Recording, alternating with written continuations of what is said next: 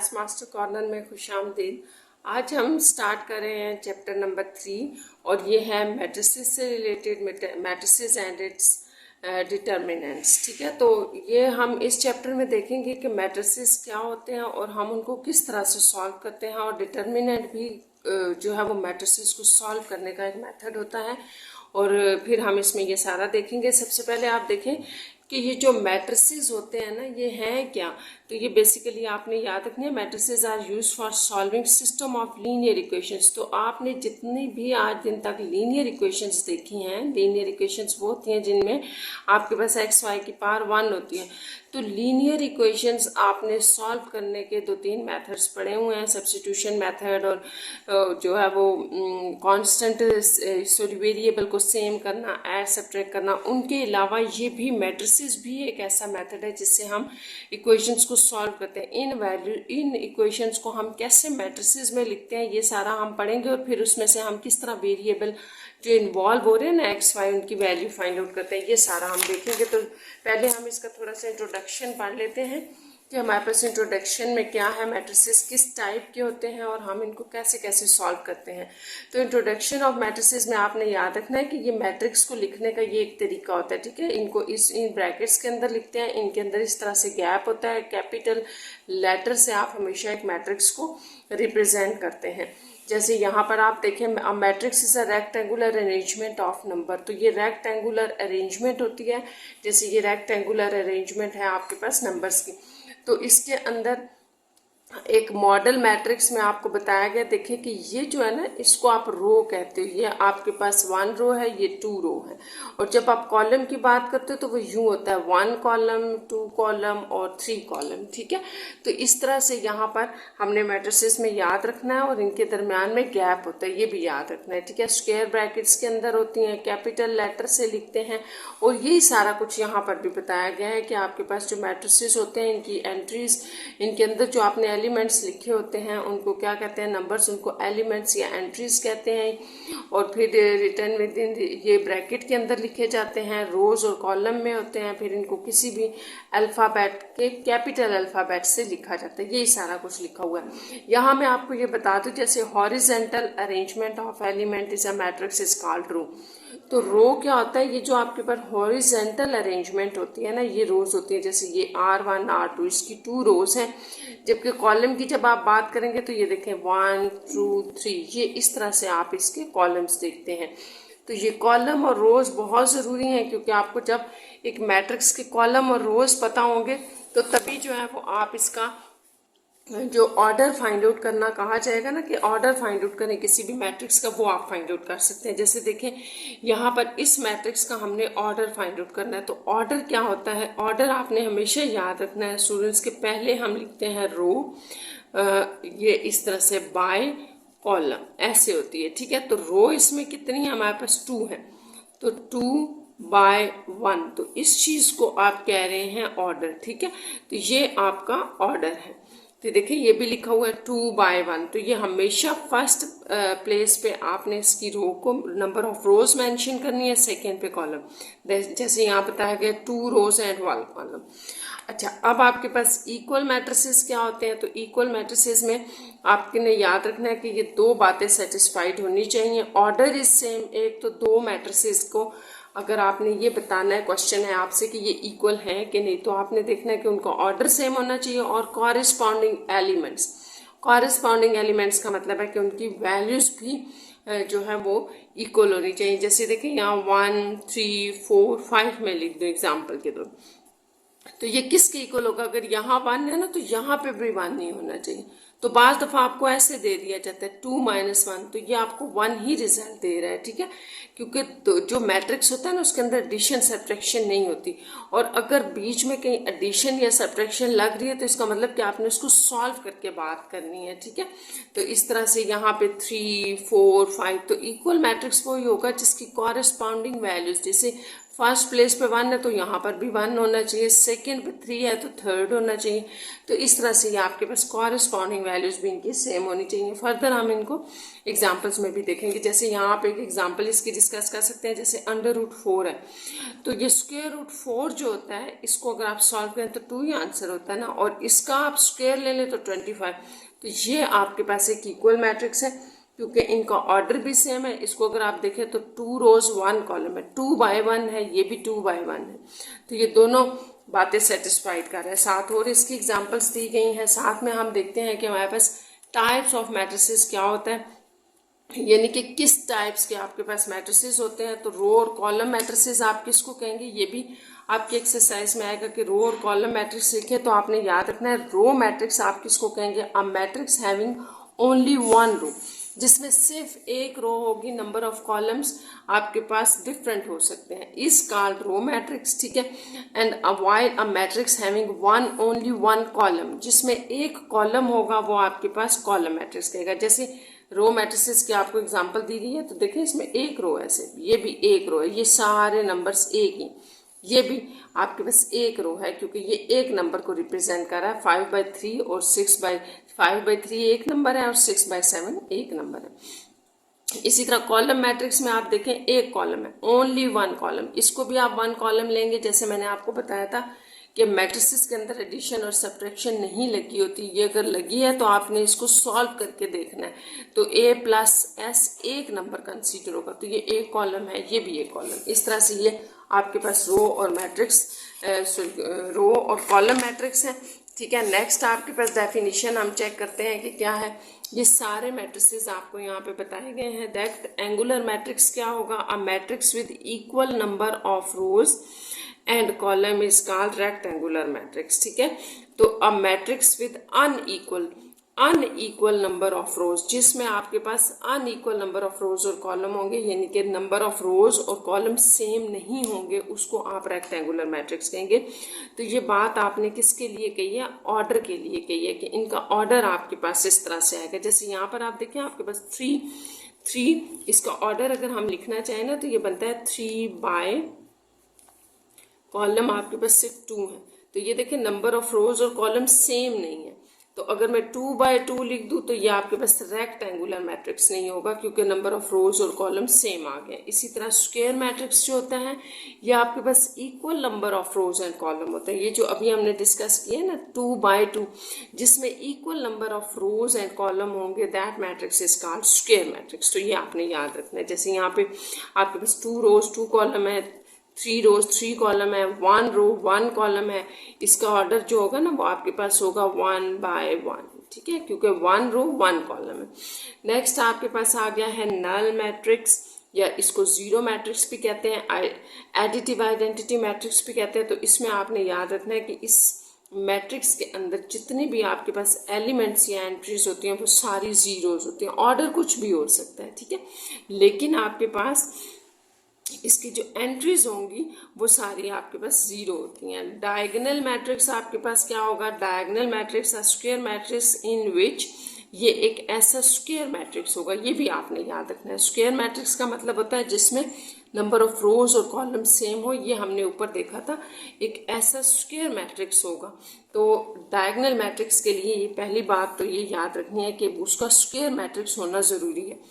एक तो वो स्क्वायर मैट्रिक्स होगा which every element except the primary या principal diagonal matrix is 0। तो आप इसको जो है ना वो प्रिंसिपल डायगोनल कहते हो, ये बात याद रखनी है। ये आपके पास प्राइमरी डायगोनल या प्रिंसिपल डायगोनल होता है। तो इस डायगोनल की बात हो रही है कि अगर उसके इस डायगोनल के ऊपर एलिमेंट इज 0 इज कॉल्ड, ठीक है, डायगोनल मैट्रिक्स।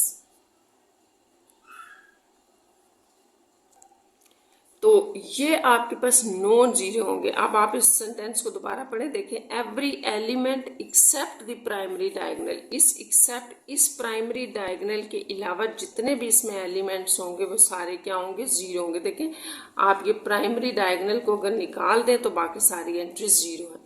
तो ये आपके पास एक डायगोनल मैट्रिक्स होगा, यानी कि इसके जो प्राइमरी डायगोनल पे जो नंबर होते हैं वो एलिमेंट्स आपके जीरो नहीं होंगे, इन अदर वर्ड्स। ठीक है, और इसी तरह ये देखें बट अ मैट्रिक्स, ये जो है is not a diagonal matrix, तो ये डायगोनल नहीं है क्योंकि ये आपके पास प्राइमरी डायगोनल नहीं है।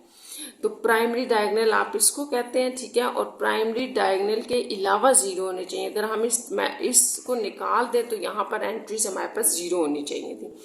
इसी तरह नेक्स्ट में हम देखते हैं कि ये स्केलर मैट्रिक्स क्या होता है। तो scalar matrix are diagonal matrix in which, अब ये एक डायगोनल मैट्रिक्स होगा। तो डायगोनल मैट्रिक्स का क्या मतलब होगा, आपने याद रखना है कि डायगोनल मैट्रिक्स की प्रॉपर्टीज ये सेटिस्फाइड करेगा। एक तो डायगोनल मैट्रिक्स ये था कि वो स्क्वायर होगा, यानी कि उसमें नंबर ऑफ रोज और कॉलम सेम होंगे। डायगोनल मैट्रिक्स की एक तो वो सेटिस्फाइड करेगा प्रॉपर्टी कि वो स्क्वायर मैट्रिक्स होगा, और दूसरा ये कि उसके जो प्राइमरी डायगोनल है उसके जो एलिमेंट्स हैं, which all the elements of primary diagonal are equal and non zero is called a scalar matrix. तो उसका जो प्राइमरी डायगोनल है ना, यही बात की थी ना हमने कि ये प्राइमरी डायगोनल है। अगर प्राइमरी डायगोनल के एलिमेंट्स जो हैं वो नॉन जीरो हों और इक्वल भी होने चाहिए, सेम एलिमेंट्स होने चाहिए यहाँ पर, और नॉन जीरो होने चाहिए, तो इसको हम कहते हैं अ scalar matrix of order 2। But this is not a scalar matrix. तो इसमें आपने याद रखना है ये स्केलर मैट्रिक्स नहीं है, क्योंकि ये डायगोनल मैट्रिक्स की प्रॉपर्टी को सेटिस्फाइड नहीं कर रहा। और डायगोनल मैट्रिक्स की प्रॉपर्टी ये थी कि ये जो आपका प्राइमरी डायगोनल है इसको छोड़ के बाकी एंट्रीज जीरो होनी चाहिए, तो ये आपके पास स्केलर मैट्रिक्स नहीं होगा। नेक्स्ट है यूनिट मैट्रिक्स या मल्टीप्लिकेटिव आइडेंटिटी मैट्रिक्स क्या होता है। तो यूनिट मैट्रिक्स के लिए आपने याद रखना है अ स्केलर मैट्रिक्स एक ऐसा स्केलर मैट्रिक्स होगा in which all the primary diagonal elements are equal to 1, यानी कि आप इसको स्केलर मैट्रिक्स ही समझ लें। लेकिन फर्क सिर्फ ये होगा कि स्केलर मैट्रिक्स में कोई भी नंबर उसके डायगोनल पे आ सकता था, जैसे यहाँ पे 1 1 आ रहा है ना, तो यहाँ 5 5 लिख दे तो वो स्केलर मैट्रिक्स है। तो सिर्फ ऐसा स्केलर मैट्रिक्स जिसके डायगोनल की प्राइमरी डायगोनल की एंट्रीज 1 होंगी, ठीक है, तो उसको आप यूनिट मैट्रिक्स कहते हैं। बाकी रिमेनिंग तो आपको पता है according to the diagonal matrix 0 entries होंगी। नेक्स्ट पे हम देखते हैं कि ट्रांसपोज ऑफ अ मैट्रिक्स क्या होता है। तो ट्रांसपोज ऑफ मैट्रिक्स भी हम फाइंड आउट करेंगे कि आप किसी भी if rose of the matrix please P R change into the column. तो ये बड़ा आसान सा है, अगर आप इसको यहाँ इस एग्जाम्पल से समझें तो ये स्टेटमेंट आपको इजीली समझ आ जाएगी। देखें, जो आपके पास नंबर ऑफ रोज होंगी, ठीक है, ये नंबर ऑफ रोज है, जैसे फर्स्ट है, इसको कॉलम में चेंज कर दे, फर्स्ट कॉलम में। नंबर ऑफ जो सेकेंड नंबर ऑफ रो है उसको सेकेंड कॉलम में चेंज कर दे, और जो थर्ड नंबर ऑफ रो है इसको थर्ड कॉलम में चेंज कर दे। तो this is called the transpose, ठीक है। अब आप इसको पढ़ें, यहाँ लिखा है if rose of the matrix P R change into the column, और ये रिवर्स भी हो सकता है कि आप कॉलम को रोज में चेंज कर दें या रोज को कॉलम में चेंज कर देते हैं। The resulting matrix is called the transpose of the matrix. तो इसको हम ट्रांसपोज कहते हैं। फर्दर ये आपको क्वेश्चंस में भी समझ आ जाएगा। नेक्स्ट आपके पास symmetric matrix and skew symmetric matrix है। तो ये भी आपने याद रखना है कि किसी मैट्रिक्स को हम सिमेट्रिक और स्क्यू सिमेट्रिक कब कहते हैं। सारी जो बात है ना सिमेट्रिक और स्क्यू सिमेट्रिक में स्टूडेंट्स आपने याद रखनी है, वो ट्रांसपोज के ऊपर है। अगर आप किसी एक ए मैट्रिक्स का ट्रांसपोज लेते हैं, और ट्रांसपोज क्या है वो हमने अभी भी देखा है कि आप अपनी रोज को कॉलम्स में चेंज करते जाते हैं। तो अगर तो आप रोज को कॉलम में चेंज कर दें और ए को ए ट्रांसपोज लिखते हैं, जैसे यहाँ हमने बताया था कि जी का हमने ट्रांसपोज लिया तो वो जी टी हो गया, स्मॉल टी से इसको रिप्रेजेंट करते हैं। अगर आपने एक मैट्रिक्स ए को ए ट्रांसपोज ले लिया और वो दोबारा उसी मैट्रिक्स जैसा है जैसा कि वो पहले का था, ठीक है, तो वो आपके पास सिमेट्रिक होगा। अगर आपने ट्रांसपोज लिया है लेकिन आपको लगता है कि नेगेटिव साइन कॉमन लेने के बाद दोनों सेम आ रहे हैं, तो वो स्क्यू सिमेट्रिक है, ठीक है। तो ये बड़ा आसान है, इसको हम यहाँ ना इस एग्जांपल से समझ लेते हैं, फिर हम एक्सरसाइज के क्वेश्चंस की तरफ चलते हैं। यहाँ जैसे आपके पास एक एस मैट्रिक्स था, आपने इसका एस टी लिया। अब आप स्टूडेंट्स देखें क्या कर रहे हैं हम, ये फर्स्ट रो है ना, इसको हमने कॉलम में चेंज कर दिया। 5 3 था तो 5 3, 3 5 था तो 3 5, यानी कि सेकेंड कॉलम में। तो इस एस का एस टी आ गया ट्रांसपोज। अगर आप देखें तो ये दोनों एक ही जैसे मैट्रिक्स है, तो एस और एस टी इक्वल आ गए, सिमेट्रिक मैट्रिक्स है। इसी तरह टी जो है वो आप टी का ट्रांसपोज ले रहे हैं, जैसे फर्स्ट रो को फर्स्ट कॉलम में चेंज कर दिया, सेकंड रो को सेकंड कॉलम में, तो ये दोनों सेम नहीं आ, तो ट्रांसपोज इक्वल नहीं है, ठीक है। अब हम स्क्यू सिमेट्री की एक एग्जांपल देख लेते हैं। जैसे आपके पास ये एक वी एक मैट्रिक्स है, आपने इसका ट्रांसपोज लिया, तो ट्रांसपोज कैसे लेते हैं, फर्स्ट कॉलम को आप फर्स्ट रो में भी चेंज कर सकते हैं। जैसे मैंने आपको सारी रोज का बताया ना, तो आप कॉलम में भी चेंज कर दे सकते हैं। वैसे आपकी आसानी के लिए ये इच्छा है कि आप एक चीज़ याद रखें, जैसे इस फर्स्ट रो को मैंने फर्स्ट कॉलम में चेंज कर दिया, सेकंड रो जो है वो आपकी यहाँ सेकंड कॉलम में चेंज होगी, ठीक है। तो ये मैट्रिक्स जो है वो आपके इस वी मैट्रिक्स जैसा नहीं है, क्योंकि इनमें साइन का फर्क आ रहा है। यहाँ प्लस साइन है, यहाँ पर माइनस साइन है, जबकि यहाँ माइनस और यहाँ प्लस है। तो आप एक साइन नेगेटिव कॉमन ले लें। कॉमन लेने से ये होगा कि अंदर जितने भी मैट्रिक्स के अंदर एलिमेंट्स हैं उनके साइन चेंज हो जाएंगे। जीरो के साथ तो कोई फर्क नहीं पड़ेगा। यहाँ पर प्लस है ना, तो यहाँ जैसे हम इसका साइन नेगेटिव बाहर ले रहे हैं ना, तो बाहर ले रहे हैं, यहाँ माइनस है तो प्लस आ जाएगा, यहाँ प्लस है तो माइनस आ जाएगा, और ये आपके पास दोबारा फिर वी बन रहा है। तो एक मैट्रिक्स जब आप कहते हैं ना कि किसी मैट्रिक्स का हमने ट्रांसपोज लिया है, तो नेगेटिव साइन लेने से वो दोबारा वी बन रहा है, तो फिर आप कह सकते हैं इसको कि ये स्क्यू सिमेट्रिक, ठीक है। इसको और डिटेल में हम आगे क्वेश्चंस में भी पढ़ सकते हैं। आगे देखते हैं, इसकी एक्सरसाइज स्टार्ट करते हैं। 3.1 एक्सरसाइज स्टार्ट करते हैं। इसमें स्टूडेंट्स आपके पास है right the number of rose column and order of the given matrix. तो ये बड़ा आसान है, आपने सबकी रोज नंबर ऑफ रोज भी लिखनी है, कॉलम भी लिखनी है, और फिर ऑर्डर ऑफ द मैट्रिक्स भी बताना है। तो इसको स्टार्ट करते हैं। सबसे पहले मैं क्वेश्चन लिख लेती हूँ। क्वेश्चन नंबर 1 का ए पार्ट है। ए पार्ट में आपके पास 1 + 2 और यहाँ 4 + 5। तो जैसे कि मैंने आपको बताया था कि नंबर अगर आपको एडिशन और सब्ट्रैक्शन में दिए हैं ना, तो पहले आपको इनको ऐड करना पड़ेगा। तो इसको पहले ऐड करें, इसको 3 लिख लें, इसको 9, तो अब आपको इजीली समझ आ जाएगा। तो यहाँ पे हम बता सकते हैं नंबर ऑफ रोज कितनी है हमारे पास, ये 1 रो है सिर्फ, और नंबर ऑफ कॉलम्स बता दें आप। तो कॉलम्स ये देखें, ये इस तरह 1 और 2, तो 2 है नंबर ऑफ कॉलम्स। तो इस तरह से जो आपके पास ऑर्डर बनता है आप उसको लिखेंगे 1/2। जैसे कि मैंने आपको बताया था, पहले रो आएगी फिर आपने कॉलम लिखना है, तो ये 1/2 हो जाएगा, ठीक है। अब इसी का बी पार्ट देख लेते हैं। बी पार्ट में है आपके पास a + s 0 0 d + s। तो बड़ा आसान है, इसमें भी हम लिख सकते हैं नंबर ऑफ रोज, ये इस तरह से 1 2 रोज हैं, और नंबर ऑफ कॉलम्स ये भी आपके पास 2 हैं। कैसे 2 बन रहे हैं देखें, इस तरह 1 और 2, तो ये भी आपके पास 2 हैं। तो ऑर्डर लिख लें इसका। ऑर्डर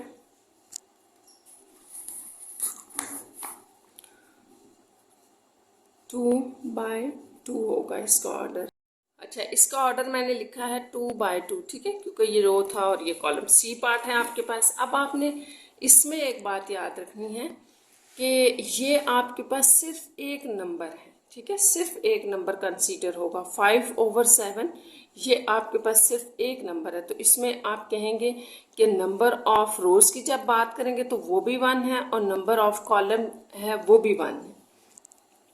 या चले इसको आप अपनी आसानी के लिए यूँ समझ सकते हैं, जैसे 5/7 जो होता है ना वो तकरीबन 0.71 होता है, ठीक है। तो इसको आप यूँ समझ लें कि ये यहाँ पर एक नंबर लिखा हुआ है। जब एक है ना तो इसमें एक रो और एक ही कॉलम बन रही है। तो आप कहेंगे यहाँ पर कि आपके पास आ जाएगा 1 ठीक है, नंबर ऑफ रोज और कॉलम, और ऑर्डर जो है वो आपके पास 1/1 यूँ लिख लें। इसी का डी पार्ट देखते हैं। 2 × 1 + 5। तो ये क्या है, इसमें आपने बिल्कुल कंफ्यूज नहीं होना कि ये कितने नंबर आ रहे हैं। जैसे कि मैंने आपको बताया था कि मैट्रिसेस के अंदर एडिशन सब्ट्रैक्शन अगर आती है तो आप उसको सॉल्व करके बताते हैं। तो इसको पहले आपको सॉल्व करना पड़ेगा। जैसे 4 + एज इट इज है, मल्टीप्लीकेशन पहले कर लें, 2 × 1 = 2 +5। तो इन सब को अगर आप ऐड करते हैं तो ये 4 5 4 9 11 बन रहा है। तो ये 11 देखें एक नंबर आ रहा है, इसका मतलब एक रो एक कॉलम है। तो आप इसको लिख सकते हैं कि आपके पास number of rows is equal to 1, number of column ये भी 1, और ऑर्डर जो आप इसका लिखेंगे वो होगा 1/1। तो ये होगा इसका ऑर्डर। नेक्स्ट हम चलते हैं इसके क्वेश्चन नंबर 2 की तरफ। तो 2 की स्टेटमेंट देख लें क्या है। क्वेश्चन नंबर 2 में है check whether the following pair of the matrices are equal और नॉट। तो आपसे पूछा गया है कि ये जो हर क्वेश्चन के अंदर आपको 2 पेयर्स दिए गए हैं, इनके बारे में बताना है। ये 2 जो मैट्रिसेस हैं इनके बारे में बताना है कि ये पेयर आपस में इक्वल हैं कि नहीं। ये ठीक है। तो हम अभी इनको सॉल्व करते हैं। क्वेश्चन नंबर 2 का हम फर्स्ट पेयर लिखते हैं कि इसमें हमारे पास क्या 2 मैट्रिसेस हैं। क्वेश्चन नंबर 2 का फर्स्ट पार्ट लिख लेते हैं 1 0 0 1। ये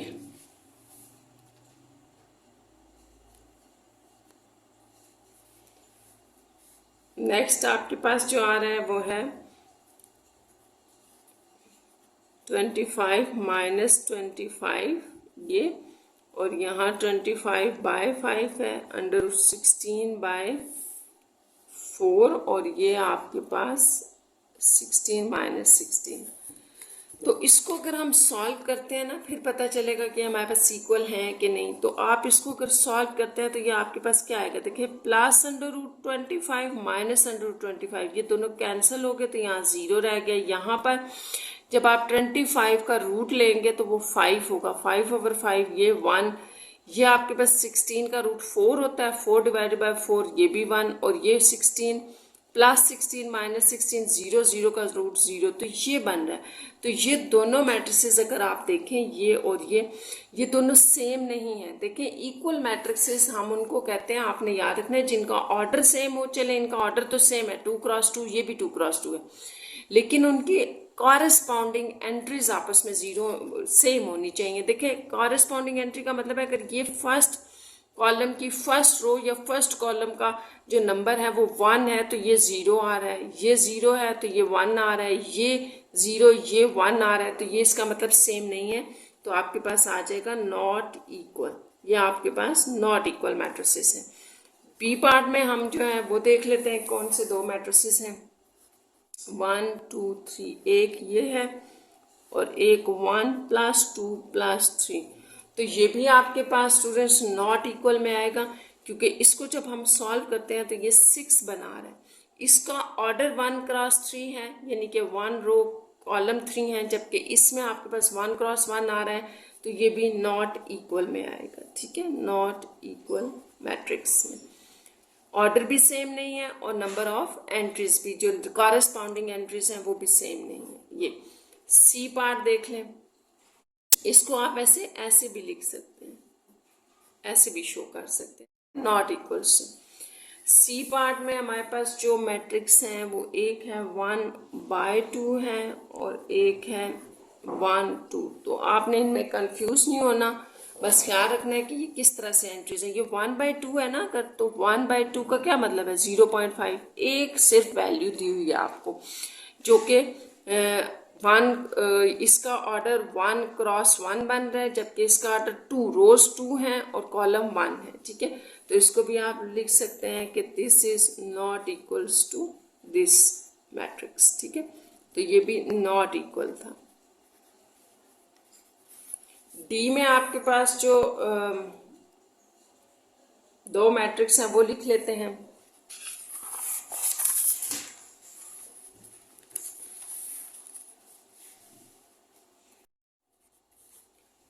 डी पार्ट के मैट्रिसेस लिख लेते हैं। इसमें है 1 + 0 0 + 0 0 × 0 है, और यहाँ 1 - 0 है। और दूसरा मैट्रिक्स जो है वो आपके पास 5 × 5/25 है, यहाँ 3 × 0/7, यहाँ 2 - 17 + 15, और ये 17/17 है। तो ये सारी आपके पास एक एंट्री है। अच्छा, अब आपने क्या करना है, इन दोनों को सिंप्लीफाई कर लेते हैं। 1 + 1 0 जो है वो 1 आ गया, यहाँ 0 आ जाएगा स्टूडेंट, 0 × 0 और यहाँ 1। बीच में हम साइन ये लगा लेते हैं, अगर इक्वल हुए तो ठीक है, नहीं तो इसको नॉट इक्वल कर लेंगे। अब यहाँ देखिए ये 5 × 5 है तो ये कैंसिल हो जाएगा, ऊपर भी 25 नीचे भी 25। 1 3 × 0 ये सारा ही 0 हो जाएगा क्योंकि 0 से मल्टीप्लाई हो रहा है। ये +2 और +15 +17 -17 0 ये कैंसिल 1। तो ये देखें ये दोनों आपके पास इक्वल मैट्रिक्स बन गए, इक्वल। तो ये इस तरह से इक्वल मैट्रिक्स हो गए, डी पार्ट भी हो गया। नेक्स्ट हम देखते हैं, आपके पास क्वेश्चन नंबर 3 है। 3 की स्टेटमेंट पढ़ लेते हैं। Haider Hasan and Ahmed score 7 points, 11 points and 10 points respectively in the mathematical quiz। ठीक है, display the data into the row matrix and column matrix. तो आपने ये डाटा या ये इंफॉर्मेशन जो है रो मैट्रिक्स में भी लिखनी है और कॉलम मैट्रिक्स में भी लिखनी है। तो इसके लिए आपने इसके 2 मैट्रिक्स बनाने हैं। ठीक है, तो ये भी बड़ा आसान सा है। क्वेश्चन नंबर 3 सबसे पहले देखें, ये हैदर हसन और अच्छा इनके हम ना मार्क्स लिख लेते हैं। ये जो हैदर है इसके मार्क्स 7 points हैं, हसन इसके 11 points हैं और ये लास्ट में अहमद है इसके हैं 10 points। तो ये जो आपको 3 स्टूडेंट्स का डाटा दिया गया है इसको आपने मैट्रिक्स फॉर्म में तो लिखना है, लेकिन कैसे लिखना है, रो मैट्रिक्स और कॉलम मैट्रिक्स में। तो रो मैट्रिक्स इसका क्या बनेगा, रो मैट्रिक्स आपको याद है स्टूडेंट्स के हम किसको कहते हैं, रो मैट्रिक्स जिसके अंदर सिर्फ एक रो हो। तो यहाँ पर हम लिख देते हैं ये हैदर के, ये हसन और ये अहमद के, ये हो गए। ठीक है, ये रो में इसकी रिप्रेजेंटेशन होगी। और कॉलम मैट्रिक्स में आपने कैसे इसको लिखना है कि कॉलम वाइज लिखने हैं स्कोर, ये 7 11 और 10। और कॉलम मैट्रिक्स क्या होता है आपके पास, जिसमें सिर्फ एक कॉलम हो। देखिए इसमें सिर्फ एक रो है, ठीक है, ओनली 1 रो। तो इसलिए हमने इसको रो मैट्रिक्स का, और इसमें अगर आप देखें तो सिर्फ एक कॉलम है। तो ये इनकी रिप्रेजेंटेशन होगी।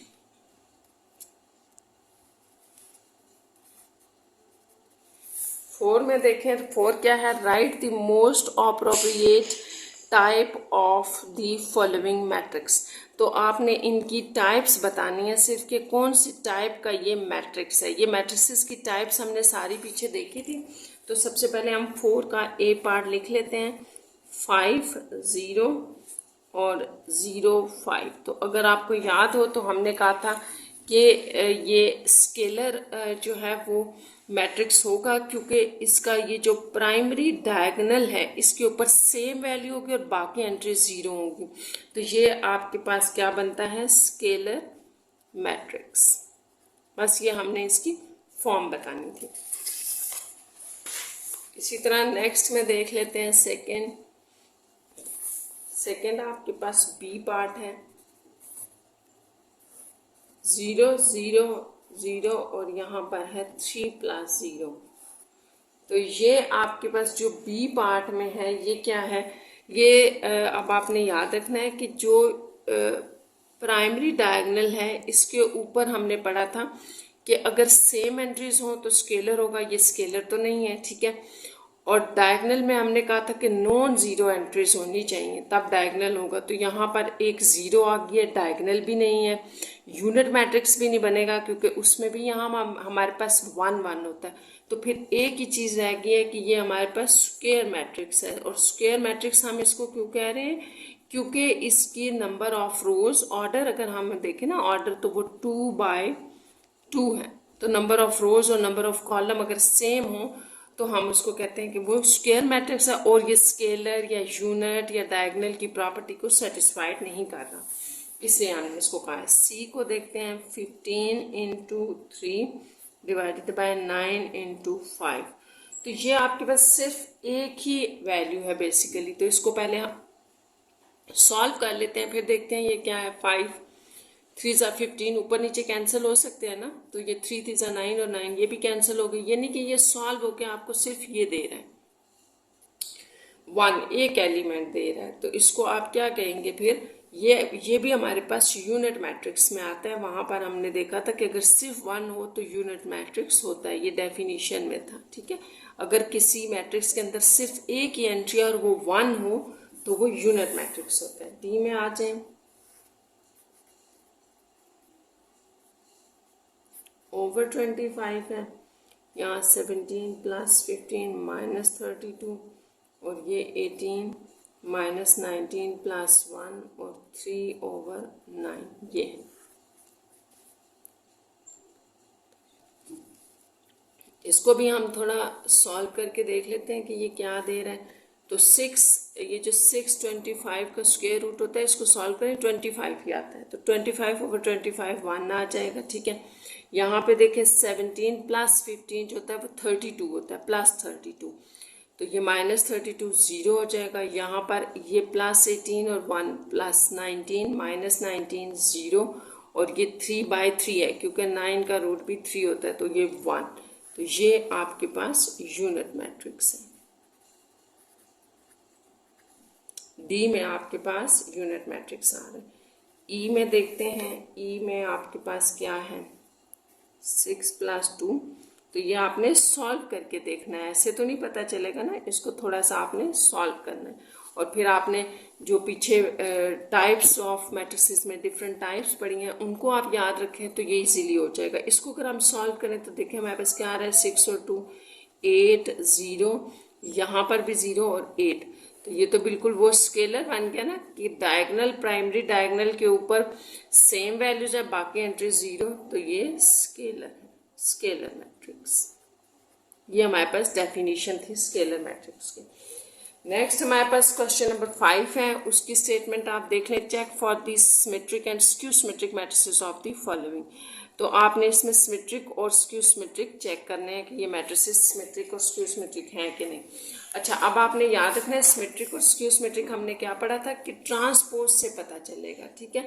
तो क्वेश्चन नंबर 5 को स्टार्ट करते हैं। इसका फर्स्ट ए मैट्रिक्स हम ले रहे हैं जो कि है 5 2 3 2 9 6 3 6 3। तो इसको अच्छा, इसको अगर स्टूडेंट्स हम लेट करते हैं कि ये कोई ए मैट्रिक्स है, नाम दे दिए हमने, ठीक है, और कुछ नहीं है, तो इसका ए ट्रांसपोज क्या होगा। अब आपने बड़े ध्यान से इसका ट्रांसपोज लिखना है।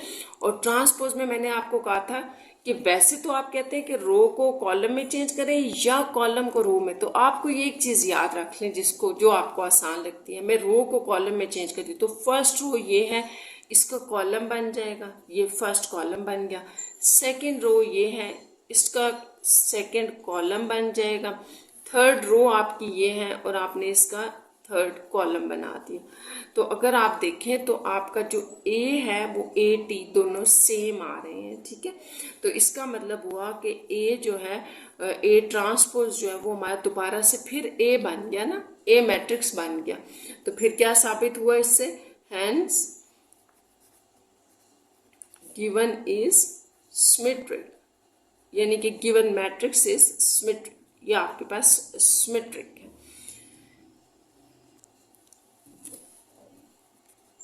बी पार्ट चेक करते हैं। बी मैट्रिक्स है आपके पास 0 9 -9 और 0। तो बस आपने इस मैट्रिक्स को भी नाम दे दें, जैसे इसको भी हम नाम दे देते हैं, बी का दे दें। तो बी ट्रांसपोज क्या होगा आपके पास, बी ट्रांसपोज देखिए, फर्स्ट रो है, इसको हमने फर्स्ट कॉलम में चेंज कर दिया, सेकेंड रो सेकेंड कॉलम।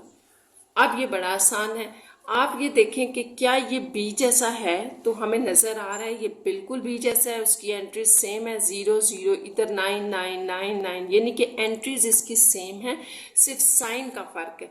तो आप ऐसे करें, यहाँ से -1 कॉमन ले लें, और ये -1 कॉमन लेने से क्या होगा, आपने याद रखना है मैट्रिक्स के अंदर की जितनी भी एंट्रीज होती हैं उन सब के साथ साइन चेंज हो जाते हैं। तो 0 के ऊपर तो कोई फ़र्क नहीं पड़ता, यहाँ माइनस है तो ये प्लस हो जाएगा, ये प्लस है तो ये माइनस हो जाएगा, और 0 एज इट इज़ ये। तो अगर आप देखें तो एक नेगेटिव साइन आपके पास बाहर आ गया और साथ में ये दोबारा फिर बी बन गया। आप ले क्या रहे थे, बी का ट्रांसपोज, जो कि किस में, में चेंज हो गया है, माइनस के साथ बी में। दोबारा ये देखें आपके पास ये दोबारा बी बन गया है, जो कि बी आपको दिया हुआ था सेम उसी जैसा है, ये वाला, ये और बी दोनों सेम हो गए, ठीक है। तो इसका मतलब कि ये दोबारा बी बन गया, लेकिन एक साइन नेगेटिव आ गया, तो इसको आपने याद रखना है कि हम स्क्यू सिमेट्रिक कहते हैं। तो आपके पास जो गिवन मैट्रिक्स था वो स्क्यू सिमेट्रिक है। इसी तरह बस हमने नेक्स्ट भी इसका चेक करना है मैट्रिक्स 0 -2 -4 2 0 -2 4 2 0। तो अब यहाँ पर आप देखें कि आपके पास क्या आ रहा है। इसको भी अगर हम ए मैट्रिक्स सेलेक्ट कर रहे हैं तो ए ट्रांसपोज क्या होगा, बड़ा आसान है। फर्स्ट रो है, इसको हमने फर्स्ट कॉलम में चेंज कर दी ऐसे, ठीक है। अब नेक्स्ट सेकंड रो है, इसको आप सेकंड कॉलम में चेंज कर दें, और थर्ड रो है ये थर्ड कॉलम में आ गई ऐसे, तो ये ए ट्रांसपोज हो गया। अब अगर हम इस ए ट्रांसपोज जो हमने लिया है इसको ए के साथ मिलाएं तो स्टूडेंट्स एंट्रीज सारी ठीक आ रही हैं, सिर्फ साइन का फर्क आ रहा है। देखिए 0 2 -2 -4 0 2 4 2 0 2 2 0 2 4 2 0 4 2 0। अगर हम साइन को निगलेक्ट करके देखें तो एंट्रीज ठीक आ रही हैं, तो इसका मतलब साइन का फर्क कैसे खत्म होगा, बड़ा आसान है। उसी तरह से आप नेगेटिव साइन इसमें से कॉमन ले रहे हैं तो अंदर जितनी भी एंट्रीज हैं उन सब के साथ देखिए साइन चेंज होगा। अगर ये प्लस है तो ये माइनस हो गया, ये भी प्लस था ये भी माइनस हो गया, यहाँ पर माइनस था प्लस, और ये माइनस यहाँ पर दोनों प्लस के हो जाएंगे। तो ये आपके पास क्या बन गया, ये तो वही बन गया जो आपके पास ये था, यानी कि ए बन गया एज इट इज है ए। तो फिर आप कहेंगे कि एक माइनस साइन के साथ ए दोबारा आ गया है, ए ट्रांसपोज लेने से ए आ रहा है लेकिन एक नेगेटिव साइन का इजाफा हो गया, ये सारा आपके पास ए बन रहा है दोबारा फिर। तो ये, तो इसको फिर आप कहेंगे ये स्क्यू सिमेट्रिक। अगर तो आपका ए ट्रांसपोज एग्जैक्ट ए आ जाए सिमेट्रिक होता है, बस याद रखना। अगर ए ट्रांसपोज आपने लिया और एक नेगेटिव साइन का इजाफा हो गया, मैट्रिक्स सारा वही है, तो फिर इसको हम स्क्यू सिमेट्रिक कहते हैं। डी पार्ट इसका देखें 0 -7 7 0। तो इसको भी इसी तरह से बी लेट कर लें, ठीक है। मैट्रिक्स को कोई नाम दे दें, बी, किसी भी अल्फ़ाबेट से आप इसको रिप्रेजेंट कर सकते हैं। बी दे दिया, ठीक है। बी ट्रांसपोज क्या होगा, उसी तरह से आप देखें ये फर्स्ट रो थी, फर्स्ट कॉलम में change, second row second column में चेंज, ठीक है। तो सेकंड रो है ना ये, तो 7 0, तो 7 0 सेकंड कॉलम को भी आपने ऐसे स्टार्ट लेना है, 7 0 यूं आ जाएगा।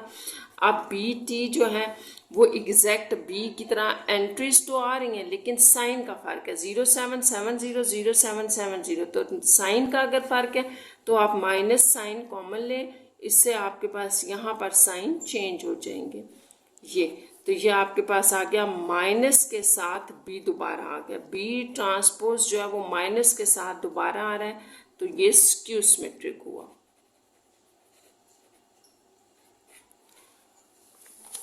नेक्स्ट इसका ई पार्ट जो कि लास्ट पार्ट है वो देखते हैं कि वो सिमेट्रिक है या नहीं है। तो ई पार्ट में आपको जो मैट्रिक्स दिया गया 0 -5 -5 0, ठीक है। तो इसको भी आप जैसे ई लेट कर लें, ठीक है। तो ई का ट्रांसपोज क्या होगा, ये लेट करना है, ठीक है। ये इसका नेम हमने लेट कर लिया। नेक्स्ट आपके पास ई ट्रांसपोज क्या होगा, ये फर्स्ट रो है, देखिए इसको फर्स्ट कॉलम में कैसे लिखना है, फर्स्ट एंट्री है तो यहाँ फर्स्ट पे आएगी, और ये सेकंड एंट्री थी सेकंड पे चली। सेकंड रो को आपने कॉलम में लिखा, यूं आ गया। आप दोनों फिर दो, ये आपके पास एग्जैक्ट ई बन रहा है और साइन भी सेम है, ठीक है। तो आप इसको लिखेंगे ई टी जो है वो दोबारा से फिर आपके पास ई बन गया है, तो सिमेट्रिक, ये आपके पास सिमेट्रिक बन जाएगा। अच्छा, अब नेक्स्ट क्वेश्चन नंबर 6 है, उसको देख लेते हैं। इसमें आपके पास लिखा है right a symmetric and skew symmetric matrix of order 3। तो आपने स्टूडेंट्स अपने पास से एक ऐसा मैट्रिक्स लिखना है जो सिमेट्रिक होगा, एक ऐसा भी लिखना है जो स्क्यू सिमेट्रिक होगा, लेकिन ऑर्डर किसका है 3। तो 3 ऑर्डर का मतलब है कि 3 क्रॉस 3 होगा तो उसमें 3 रोज होंगी, 3 ही कॉलम्स होंगे। ऐसे ऑर्डर को आप ऑर्डर 3 कहते हो। तो सबसे पहले तो आप ऑर्डर 3 का मतलब समझ लें। ऑर्डर 3 का मतलब ये होगा कि 3/3, यानी कि 3 रोज और 3 कॉलम्स होंगी। ऑर्डर 2 अगर होगा तो इसका मतलब होगा कि 2/2 है, 2 रोज 2 कॉलम्स। तो 3/3 है। अच्छा, ये बड़ा आसान सा है स्टूडेंट्स, इसको आप यहीं से लिख लें। एग्जाम्पल ही आपने बतानी है ना, तो ये ए पार्ट ले लें इसमें, क्योंकि ये हमारे पास सिमेट्रिक था और ऑर्डर क्या था, 3/3 था इसका। ठीक है, ये ऑर्डर 3 का है और सिमेट्रिक था। तो ये मैं आप सारा सॉल्व नहीं कर रही, आप ए पार्ट देख लें, ये इसकी एग्जांपल लिख लें। और जब आपने स्क्यू सिमेट्रिक लिखना है ऑर्डर 3 का तो इसको ले लें। ये भी आपके पास 3/3 है लेकिन स्क्यू सिमेट्रिक है। ये सारी चीज़ें हमने अभी प्रूव की हैं। तो इसके साथ ही ये आपकी एक्सरसाइज 3.1 कंप्लीट हो गई।